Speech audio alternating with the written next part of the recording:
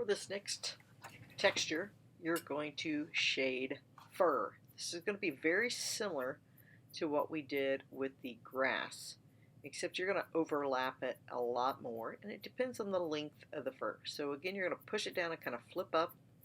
Most fur or hair is not all in the same direction. Okay, so again, we're not going to do check marks. We're not going to do straight hashes. We're not just going to do straight lines through the whole thing. All right, we want to flip it. Flip it and cross it over a little bit. So we're going to go over the whole thing on this one. The whole thing. Make sure you have a really sharp pencil.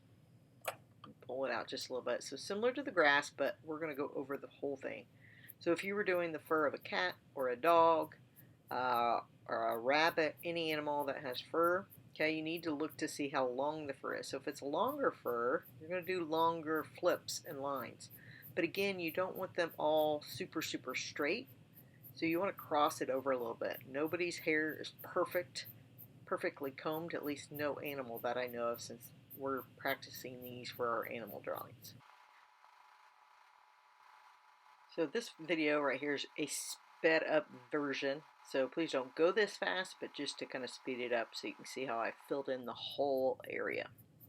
Now, once you fill in the whole area, what I want you to do on this one is I want you to practice making stripes and dots or spots on your animal. So you may have a tiger, and if you have a tiger, then we have to do some stripes. So basically to do this, we're just doing more lines and darker lines.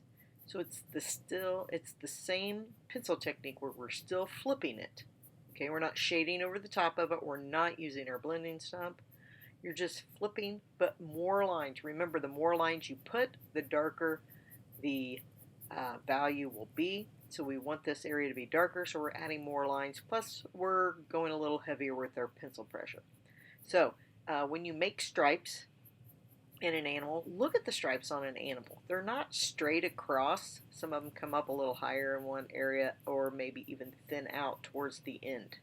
Okay, so kind of look at the animals and see what the stripes look like. Now if we wanted to do a spot, it's kind of the same thing. You're just going to go in a spotty area, and again, I don't know of very many spots that are perfectly circular, so look at the spots. They're kind of bigger in the middle and a little bit thinner as they come out. And we're still doing the flip with it and just overlapping the hairs in the pencil stroke. So for the whole area, I want you to do the half of it with spots and the other half with stripes. And I'm going to speed it up so you can see the finished product.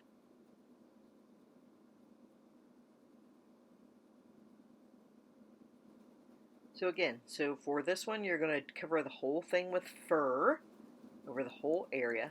Then half of it, put some stripes, a couple different stripes, and then the other half, do some spots as if it were a leopard. So maybe a leopard on half of it and a tiger on the other. Remember, these are not exactly straight stripes.